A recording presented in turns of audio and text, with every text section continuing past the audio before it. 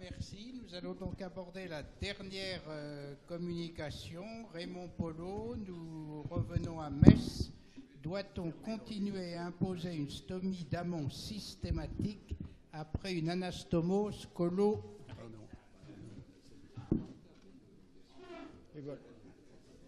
Bon, alors je permets de me présenter, donc Raymond Polo. J'ai exercé la chirurgie en tant que libéral pluridisciplinaire à Metz durant 45 ans.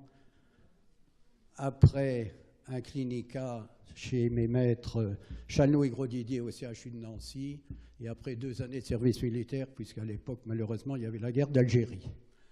Donc, je conçois, je comprends, et je vous demande d'accepter que je sois très honoré de parler devant vous aujourd'hui. Je dois cet honneur à notre président qui me fait don de son amitié depuis plus de 30 ans, durant notre combat syndical avec François Richard, où nous avons essayé d'obtenir l'autonomie donc du syndicat des chirurgiens, et ça n'a été obtenu que sous Madame Bachelot, donc récemment. Mais enfin, le combat a quand même été efficace, notamment également avec l'apport de François Richard. Et je profite de prendre la parole aujourd'hui pour remercier de nombreux maîtres, et certains sont présents parmi vous, pour m'avoir prêté toujours une oreille favorable lors de mes séjours dans les journées chirurgicales organisées dans leur service, ou lors de la visite avec le club d'enseignement post-universitaire Dominique Larrey, dont j'ai été l'humble cheville ouvrière. Voilà, donc je citerai M. Malafosse, M.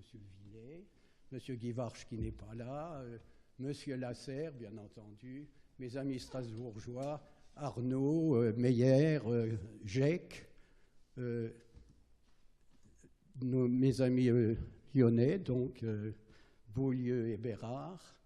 Je n'oublierai pas votre passe-président, voilà, Georges Mention. Je descends un petit peu vers le sud et j'arriverai à saluer notre ami Destour, Jean Guggenheim et Denis Collet. J'en ai certainement oublié. Et avant de faire mon exposé, je rappellerai à votre souvenir 3 maîtres qui m'étaient chers, Louis Hollander, Jean Moreau et Georges Guillemin. Voilà, donc j'ai le plaisir donc de présenter devant vous un sujet qui m'intrigue et me passionne en même temps depuis plus de 55 ans, à savoir, doit-on continuer à imposer une stomie d'amont systématique après une anastomose colorectale? Le taux de survenue d'une fistule anastomotique dans la chirurgie colorectale est de l'ordre de 6 à 10% dans la plupart des statistiques. Donc faut-il imposer à 9 patients sur 10 qui ne feront pas de fistule anastomotique une stomie d'amont dont on connaît les aléas? Ce problème pose débat depuis de nombreuses années et il est malheureusement occulté pour des raisons de responsabilité juridique, certains experts n'hésitant pas à condamner le chirurgien qui a eu une complication lorsqu'il n'avait pas pratiqué de stomie d'amont. Mais ce problème est également un peu occulté du fait que certaines écoles chirurgicales, et non des moindres, ont érigé cette stomie d'amont en tant que dogme. Certaines équipes chirurgicales ont contourné le problème en minimisant l'impact de cette dérivation, soit en mettant le grêle terminal à la peau sans l'ouvrir et en le réintégrant dans l'abdomen au 8e jour post-opératoire si les suites ont été simples, soit en réalisant un anus transverse droit qui est refermé au 8e jour, comme cela avait été tenté par César chez notre maître, M. Malafosse, ici présent. À la Mayo Clinique, il était hors de propos jusqu'à ces dernières années de réaliser une anastomose iléo-anale sans iléostomie de dérivation. Devant le nombre d'obèses majeurs survenus aux États-Unis et devant l'impossibilité d'amener le grêle à la peau, les anastomoses ano-iléales ont été réalisées sans stomie d'amont avec des résultats post-opératoires et fonctionnels identiques. Beaulieu, à Lyon, pour éviter cette stomie d'amont, a réactivé l'opération de Babcock en prônant la résection du côlon abaissé en transanal au 8e jour post-opératoire et en terminant par une suture colo-anale. L'écueil de ce procédé est d'imposer à tous les patients une anastomose colo-anale, alors que plusieurs d'entre eux auraient peut-être pu bénéficier d'une anastomose colorectale ou colo-sus anal avec un résultat fonctionnel meilleur. M. Beaulieu dira ce qu'il en pense. Toujours à Lyon, Philippe Bernard, que j'avais côtoyé alors qu'il était le fidèle collaborateur de Georges Guillemin, réalisait toutes ces anastomoses colorectales. Philippe Bérard, donc qui était le collaborateur Georges Guillemin, réalisait toutes ces anastomoses colorectales sans anus transverse de protection, estimant que le rétablissement rapide du transit était l'un des facteurs qui permettent d'obtenir une anastomose colorectale basse bien calibrée. C'est d'ailleurs à la demande de Philippe Bérard que j'avais publié dans le Lyon chirurgical en 1989 le résultat du début de notre expérience de l'application de la radiothérapie préopératoire dans le cancer du rectum. Une série de 86 cas opérés fin 83 à 1988 comportait en fait 3 groupes de malades à peu près identiques. Un premier groupe qui avait bénéficié d'une amputation de nécessité. À cette époque, on voyait encore beaucoup de cancers évolués. La moitié de ce groupe avait été amputée sans radiothérapie préopératoire, l'autre moitié avec radiothérapie préopératoire. Et nous avions l'impression qu'on diminuait ainsi les récidives locales après ces énormes cancers du rectum que nous étions emmenés à voir. Le deuxième groupe qui était intéressant comportait 31 malades de cancer haut, de la partie haute du rectum. Et à l'époque, on ne faisait pas de radiothérapie à ces cancers-là, de peur d'un grêle radique. Aujourd'hui, nos radiothérapeutes, avec des champs différents, notamment un champ en position génupectorale pour que le grêle tombe et ne subisse pas l'effet néfaste des rayons. Donc ces 31 malades opérés selon sans stomie d'amont, 3 ont fait une fistule qui ont été traités par un anus confectionné dans les meilleurs délais avec des suites simples. Quant au troisième groupe, qui est le plus intéressant, puisqu'il s'agissait de 27 cas de cancer du rectum moyen et relativement bas situé, pour laquelle avait été instituée en préopératoire une radiothérapie. Et bien sûr, ces 27 cas, 25 ont eu des suites simples. 2 seuls survenus de fistules, 2 fistules simplement sont survenues, l'une qui a été traitée par un anus transverse droit, refermé 2 mois plus tard avec des suites tout à fait simples. Le deuxième cas était un patient qui avait un cancer très bas situé et qui avait eu, en plus de la radiothérapie, de l'adriamycine. À cette époque, on ne savait pas encore que l'adjonction de adriamycine et d'autres antimitotiques augmentait l'importance du traitement radiothérapique. Donc ce cas a nécessité une amputation avec des suites simples. Il a été revu 2 ans plus tard, il allait très bien. Donc même après radiothérapie préopératoire, la réalisation d'une anastomose colorectale sans stomie d'amont ne nous paraissait pas une aberration, et ceci était d'autant plus important que tous les cancers du rectum allaient bénéficier par la suite d'une radiothérapie préopératoire dans mon expérience. Je regrette d'ailleurs, on en parlera peut-être tout à l'heure, qu'actuellement pour les cancers T1, T2, une tendance se fait de ne pas leur faire de la radiothérapie préopératoire en prônant que les quelques récidives, 5% de récidives en plus quand même, quand on ne fait pas de radiothérapie préopératoire, étaient balancés par les risques inhérents à la radiothérapie. Je crois que là, c'est comme pour les chirurgiens, les radiothérapeutes qui ont l'habitude de cette radiothérapie du cancer du rectum font des champs latéraux et dispersés. Et à mon avis, enfin moi personnellement, je n'ai pas rencontré beaucoup de séquelles de cette radiothérapie préopératoire. Enfin, l'équipe de Louvain a publié il y a quelques années une étude très intéressante comparant une série de 100 anastomoses colorectales avec stomie d'amont et 100 anastomoses non protégées. Le nombre de fistules anastomotiques est identique dans les 2 séries, mais les complications semblent moins graves dans la série des anastomoses avec une stomie d'amont. Par contre, la fermeture de ces stomies a entraîné dans le groupe un décès, c'est-à-dire 1% de mortalité chez ceux qui avaient une stomie systématique et pas de mortalité dans l'autre groupe voilà. Donc c'est quand même à retenir. La réalisation d'une dérivation d'amont, donc, dès les premiers signes de suspicion d'une fistule, avant la reprise du transit, devrait nous permettre de nous mettre dans les mêmes conditions de sécurité que celles que l'on espère obtenir lorsque l'on réalise la stomie d'amont d'emblée. Le récent score de diagnostic précoce des fistules colorectales DULC, D-U-L-K, établi aux Pays-Bas, fait appel à la réalisation d'un scanner abdominopelvien avec opacification colorectale, dosage de la procalcitonine, de la CPR qui devient pathologique avec un chiffre supérieur à 25 lors d'une fistule, mais retient en premier lieu une détérioration clinique comportant une fièvre à plus de 38, un pouls supérieur à 100, une diurèse inférieure à 700 ml, la fréquence respiratoire supérieure à 30 est déjà tardive. De toutes ces données, le score d'ULC retient que les données cliniques sont les plus précoces et surtout sont toujours présentes. Au début de notre pratique en 1965 et durant de nombreuses années, nous n'avons pas bénéficié de l'apport du scanner et les données cliniques étaient les seules à guider notre attitude. Nous avions appris à reconnaître ces malades, heureux le soir de l'intervention de n'avoir pas d'anus de dérivation, encore exubérant le lendemain, mais déjà moins vaillant le deuxième jour avec une dégradation des données cliniques. Ces malades étaient descendus aussitôt au bloc opératoire, où l'on notait le lendemain matin très souvent un écoulement mucus par l'anus. Cette hypercrinie est en rapport avec l'inflammation de l'état fistuleux ou préfistuleux. Un anus transverse droit a toujours été réalisé aussitôt, de préférence à un anus à gauche, de proche amont pour ne pas léser l'arcade bordante du côlon abaissé au rectum.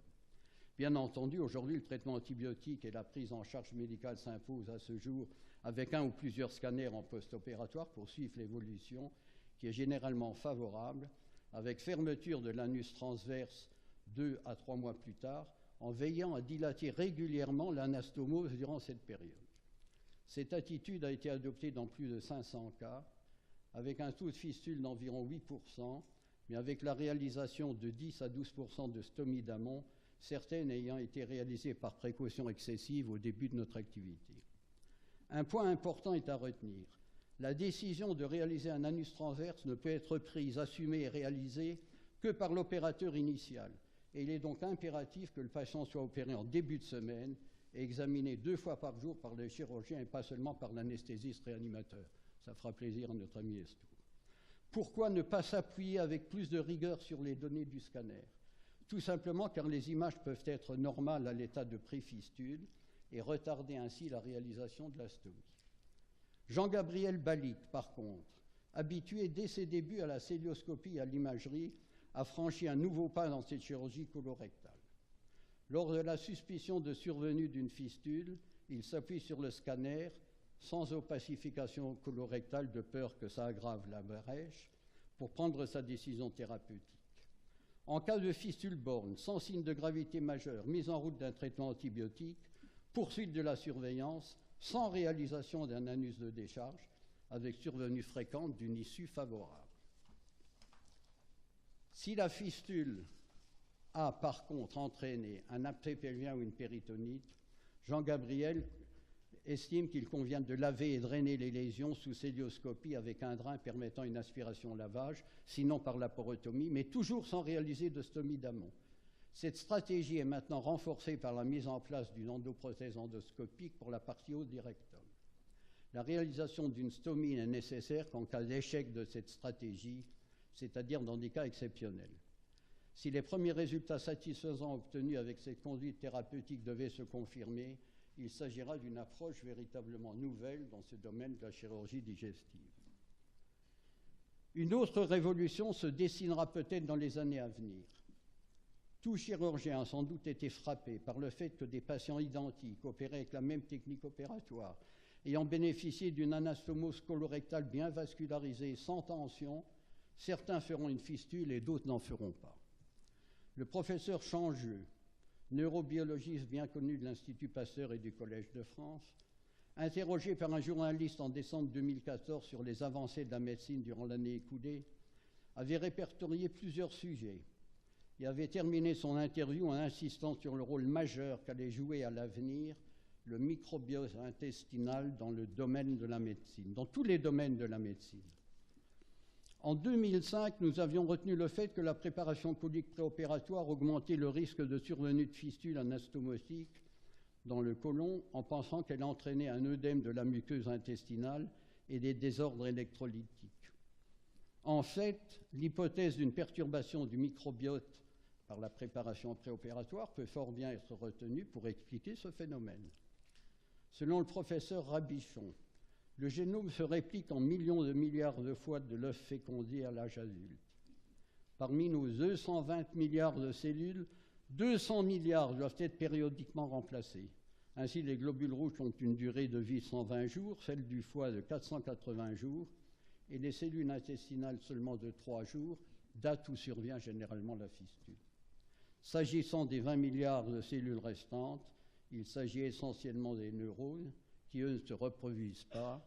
C'est une nécessité physiologique et biologique pour avoir la mémoire et pour pouvoir prévoir les éléments à venir. Face à ces cellules intestinales à durée très brève, on trouve le microbiote intestinal dont la complexité est progressivement mise en lumière. Certaines bactéries ont un effet eutrophique sur la muqueuse intestinale, comme Faecobacterium prausnitzii et Escherichia coli nieslee.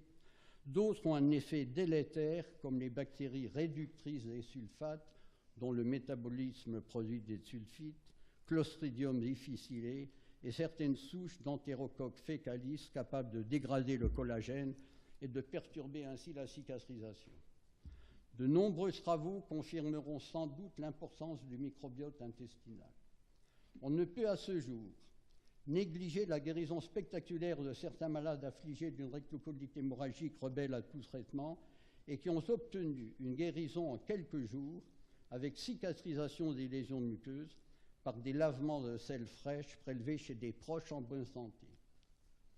Au vu de ces éléments, on pourrait envisager que les chirurgiens, premiers intéressés par les fistules intestinales anastomotiques, se détournent de la stomie d'amont pour se préoccuper du problème intime de la cicatrisation intestinale en favorisant l'analyse du microbiote en péropératoire pour le corriger éventuellement. C'est un rêve. N'empêche que l'éradiction d'Helicobacter pylori a bien permis la cicatrisation définitive des ulcères duodénaux et donné aux promoteurs de cette éradiction le prix Nobel en 2005. À l'heure de la chirurgie mini-invasive, de la réhabilitation précoce et de la chirurgie ambulatoire, il est aberrant, au nom de dogmes complètement dépassés et de crainte d'un procès, que l'on continue d'imposer des gestes inutiles et non dénués de complications à la totalité des patients. Ceux qui feront une fistule devront bénéficier rapidement d'une stomie de façon à ne pas subir de perte de chance de guérison. Une étude prospective devrait être menée par les chirurgiens hospitaliers et libéraux, ce qui devrait pouvoir valider cette stratégie et peut-être ensuite la diffuser. Je vous remercie de votre patience.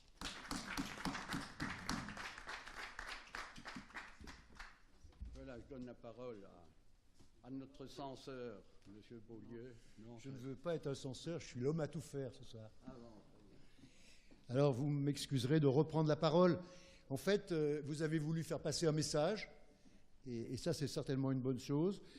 Message qui dit qu'il ne faut probablement pas faire trop de stomie, et qu'en fait la stomie ne protège pas de la complication, même si elle en diminue l'agressivité. Alors moi j'ai abouti dans ma réflexion exactement aux mêmes conclusions que vous, mais sur un raisonnement totalement différent. Il faut reconnaître que pour moi, la majeure partie de ma vie, le microbiote intestinal m'est resté étranger, même si maintenant je le connais un peu mieux à la lumière des publications restantes. Alors, vous argumentez sur une série qui est courte, hein. Là encore, 27 cas de fistules pour argumenter... Pardon ? J'ai noté sur 27 cas d'anastomose sous-péritonéale de fistules. Avec radiothérapie. D'accord. Chacun sait que la radiothérapie est une cause d'augmentation des fistules. Dans le dernier rapport de l'AFC, il y avait 68% de fistules après radiothérapie. 68%. Alors, j'ai abouti au même résultat, et pourtant, il y a dans la série, dans la littérature, une publication qui est souvent citée, qui est une publication randomisée, Mathissen, 2007, où deux séries, une série avec stomie, une série sans stomie. La série avec stomie, il y a 10% de fistules contre 28% lorsqu'on fait une stomie. Il y a un taux de réintervention qui est bien moindre, 8% contre 25%. Mais à terme de l'étude, 4 ans, finalement, il y avait autant de malades qui avaient des stomies dans les deux groupes. Alors avec ces arguments-là, et c'est sûr que les experts, ils ont tendance à dire qu'il faut faire une stomie à tout le monde. Mon raisonnement, il est différent, et je me rappelle, Je vois Michel Malafosse ici. Il était très ami comme moi avec Henri Richel, mais on avait parlé plusieurs fois de ce sujet.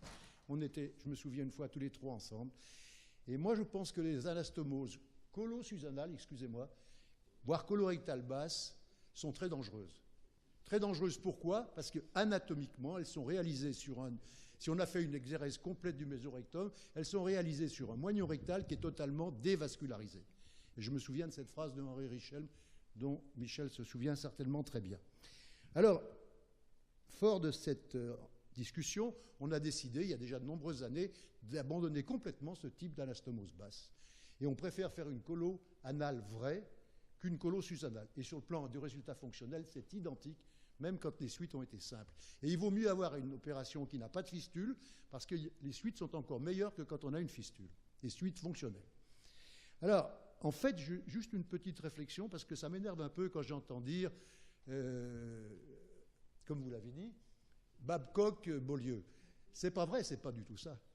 L'opération de Babcock décrite en 1951, elle a été totalement transformée par cette technique qu'on a décrite et que j'ai présentée plusieurs fois ici même, avec mobilisation complète du côlon jusqu'à la partie moyenne du transverse, avec ligature des vaisseaux à l'origine et respect de l'artère colique supérieure gauche, avec avec l'absence totale d'anastomose colo-rectale basse, mais une colo-anale, voire parfois une intersphinctérienne. Et on a présenté notre série, je me souviens encore que Bernard était récemment présent à Phnom Penh, lorsqu'on a présenté la série de réintervention, il n'y avait pas de fistule avec cette anastomose. Et ce jour-là, même à Phnom Penh, par des chirurgiens qui n'avaient pas une grande expérience, ils ont présenté leurs résultats et ils ont présenté des séries sans fistule. C'est une des rares opérations qui permet d'avoir une technique sûre et sans fistule. Pourquoi? Parce qu'au 5e jour post-opératoire, se sont réalisées des adhérences, des coalescences entre le côlon abaissé et la partie haute du canal anal qui permet de réduire quasi totalement le nombre des fistules. C'est ça, cette intervention, hormis le fait que son coût est beaucoup plus faible, que tout se passe en une seule hospitalisation et qu'il n'y a pas de stomie, chose qui est très importante dans de nombreux pays où les gens ne veulent pas avoir de stomie lors de l'intervention. Donc, ma question, elle est pour vous et pour la salle. Est-ce que vous croyez vraiment qu'il faut continuer à faire des anastomoses colo-susanales, voire colorectales très basses? Voilà ma question. Je peux répondre d'emblée? Non, ben non, il faut dire au micro. Oui, très bien. Merci. Bon. Alors, bon, on ne va pas se battre la petite chapelle messine contre la cathédrale lyonnaise, c'est évident.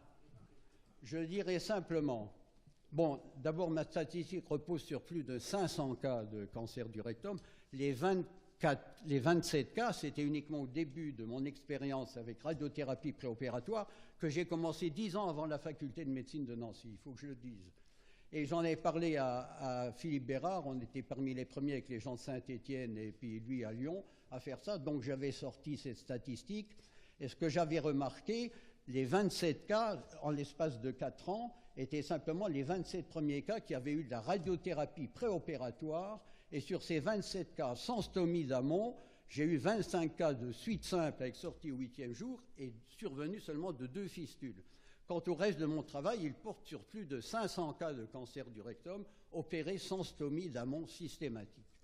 En ce qui concerne l'anastomose basse, et ça, le travail a été fait à Amiens, et Vérag me l'a confirmé l'autre fois quand on était chez Destour. Ils ont étudié donc à Amiens la vascularisation du bas rectum. Les 2 derniers centimètres sont vascularisés par l'iliaque, enfin par l'hypogastrique et la rectale, et au-dessus, c'est donc l'anastomose provenant de la sigmoïdienne et de la rectale haute. Et entre ces 2 zones, il y a une zone dangereuse qui est la zone où on a des fistules si on va. Autrement dit, si on descend, il faut descendre très bas et arriver sur le moignon rectal qui est vascularisé par l'iliaque. Et si on reste plus haut, il faut rester au-dessus de cette zone dangereuse où il n'y a pas beaucoup d'anastomose entre les 2 réseaux vasculaires.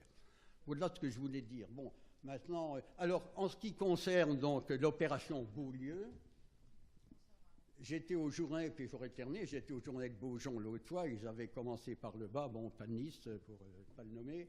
Bon, il a disséqué un peu par le bas. C'était un stade 3, stade 4, radiothérapie préopératoire. Ça connaît un petit peu sur le vagin. Il a été obligé d'enlever une petite collerette du vagin. Bon, il a terminé son opération. Alors, il s'est dit, faire une anastomose là, avec le vagin, c'est dangereux, etc. On va terminer par un beau lieu. Il termine par un beau lieu. Et puis, il dit, oh, je fais quand même une stomie d'amont. Il a quand même fait une iléostomie. Bon, alors, je tenais quand même à le dire. Voilà, je vous remercie.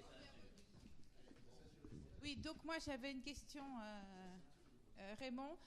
C'est vrai que les obèses nous apprennent beaucoup de choses, et entre autres quand on a une complication après un malade qui a été opéré d'obésité morbide, il y a une tachycardie assez caractéristique. Oui. Est-ce que toi qui as connu le temps où on avait plus de temps pour regarder les pulsations des malades, est-ce qu'il y a à peu près la même chose quand on a une fistule digestive? Tout à fait. D'ailleurs, pas nous à Lille, ils ont appris ça de leur mère. Oui. La tachycardie précoce les incite, mais là, ils peuvent faire une cystoscopie pour voir s'il y a une fistule ou pas.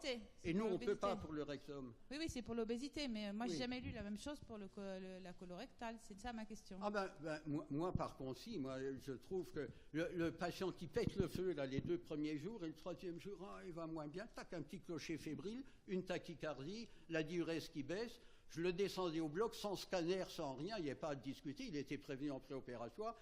Et l'hypersécrétion de mucus par l'anus, c'était un très bon signe. À mon avis, c'est le signe d'une inflammation locale. Voilà. Oui, je voulais dire 2 mots. Je voulais commencer par défendre Polo, non pas sur les techniques ou les indications d'estomie, d'amont ou non, mais sur son action dans la durée pour la chirurgie chez les gens qui ont fait une carrière dans la chirurgie privée. Il ne faut pas perdre de vue que Polo, depuis 25 ou 30 ans, peut-être plus, peut-être plus, 45 ans, pas, et je suis en retraite depuis 6 ans. Son point d'honneur à faire avancer la qualité de la chirurgie faite en chirurgie privée, et il a été une époque où c'était tout à fait nécessaire, ça ne l'est plus, et c'est grâce à des gens comme Polo qui a créé et fait marcher un club de chirurgiens privés qui sont venus aux sources, si j'ose dire, qu'on doit beaucoup sur le plan de la qualité de la chirurgie dans notre pays, et on l'oublie un petit peu. Alors je dis juste 2 mots parce que je ne veux pas entrer dans les techniques et indications des stomies. Je critique Polo sur le titre de sa communication et le mot systématique. Systématique, d'abord, il faut faire le moins de choses possible de façon systématique. Et deuxièmement, il y a très, très, très longtemps qu'on ne fait plus de colostomie systématique ou de stomie systématique en amont d'une anastomose.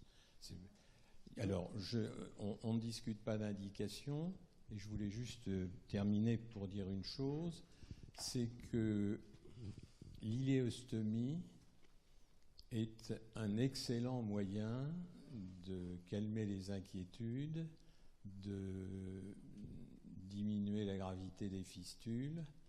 C'est une intervention extrêmement courte qui nécessite un dégât pariétal minime, qui fonctionne toujours très bien. Et on en était venu, dans mon service, à ne plus faire que des iléostomies quand il était indiqué de protéger une anastomose pour une raison ou pour une autre, et je crois qu'il fallait le rappeler. Voilà. Et je suis contente que cette intervention ait eu lieu et qu'elle permette de rappeler un peu d'histoire. Je vous remercie beaucoup. Oui, je vous remercie beaucoup, Monsieur Malafosse. Mais je dirais quand même que l'iléostomie a été faite à 9 malades sur 10 qui n'en avaient pas besoin, que l'iléostomie n'est pas dénuée de complications, surtout, puis je donnerai la parole à mon ami Georges Mention tout à l'heure, un patient, non, je ne vais pas... L'iléostomie, une fois qu'elle est en place et qu'on doit intervenir le malade pour des métastases hépatiques, peut rester en place 8 ou 9 mois. Il ne faut pas dire que c'est la fête pour le malade qui a une iléostomie. Ça mange la peau, de temps en temps ça donne des troubles électrolytiques. Bon, on a eu quand même une iléostomie. Parce qu'elle est mal faite. Bon. Très bien. Bon, le rappel que vous avez fait, effectivement, pour faire un peu d'histoire, quand je me suis installé à Metz, j'étais le 11e chirurgien de Metz. Aujourd'hui, ils sont à plus de 100. Voilà, autrement dit, j'ai eu le plaisir de tout faire quand j'étais à Metz. Merci beaucoup. Moi, je voulais faire simplement 3 remarques. D'abord, vous féliciter, bien sûr, parce que je suis très surpris qu'à l'heure actuelle, on fasse à nouveau des colostomies systématiques. Et ça, je n'en reviens pas. Mais les 3 remarques sont les suivantes. Depuis 1975, dans le service, on a toujours fait de la radiothérapie dans les cancers du rectum. Toujours. Et ce n'est pas pour ça qu'on faisait des stomies après la résection antérieure. C'était comme d'habitude. Si vraiment on avait l'impression qu'on avait une anastomose satisfaisante, qui ne tirait pas, qui descendait bien, eh bien on ne faisait jamais de colostomie. Voilà. Systématique. Mais même, on peut dire qu'on n'en faisait jamais. Il fallait qu'on ne soit pas sûr de son anastomose pour faire une stomie. Voilà. Premier point. Deuxième point. Parce qu'au fur et à mesure que les années ont passé, on est descendu de plus en plus bas. Il ne faut pas oublier que la résection antérieure, avant, elle ne se faisait qu'à 12 cm, que lorsqu'il y avait un cancer de 12 cm. Et en fait, on s'est rendu compte qu'on pouvait descendre très bas jusqu'au sphincter. Eh bien, là, c'est là qu'il y a des problèmes. Parce que quand on fait une anastomose sus-sphinctérienne, il n'y a jamais de péritonite. Mais il y a souvent un abcès qui se draine très bien avec une sonde de Foley. On sauve les situations avec la sonde de Foley de manière extraordinaire. Mais à cause de ça, dès qu'on avait à faire une anastomose sus-sphinctérienne, on faisait beaucoup de coloanales.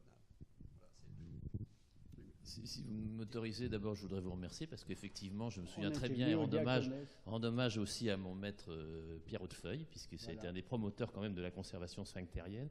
Mais je voudrais faire juste un commentaire, si vous voulez, et rendre aussi hommage peut-être à M. Beaulieu, puisque je fais maintenant plus que de la chirurgie rectale quand je fais du cancer de l'ovaire en même temps. Ça, c'est une vraie difficulté. Je sais que les chirurgiens digestifs, y compris de l'école de Saint-Antoine, a très peur d'une ouverture vaginale devant une suture digestive. Ce d'autant qu'en chirurgie de l'ovaire, on enlève les pipelons. Et donc, on est souvent en fin de chirurgie de l'ovaire avec un côlon qui pend, enfin avec un rectum qui pend sur une anastomose, certes pas très basse normalement, puisque l'ovaire est une maladie sus-douglassienne. Mais c'est vrai qu'en fin d'intervention, on a parfois un peu peur, mais je dois dire que dans l'équipe que je dirige, on ne fait effectivement plus jamais de colostomie, mais on a par contre la casserole comme lait sur le feu, c'est-à-dire qu'on surveille nos malades et à ce moment-là, on les dérive si jamais il y a quelque chose. Le problème après, c'est la réparation, puisque je suis assez d'accord avec M. Launois, mais quand on a un abcès après, ce qu'on a, nous, si vous voulez, c'est un espèce de mini-cloaque qu'on a du mal à guérir et on ne sait pas comment traiter ces fistules recto-vaginaux périnéales assez basses. Et dans ces cas-là, je rejoins là l'équipe de Lyon. J'ai trouvé que la meilleure solution dans ces cas-là, c'est de faire une espèce d'abaissement du côlon. Et souvent, les femmes peuvent guérir, finir leur traitement du cancer de l'ovaire. Leur séquelle sera alors à ce moment-là un problème purement sexuel. Un genre de SOAV.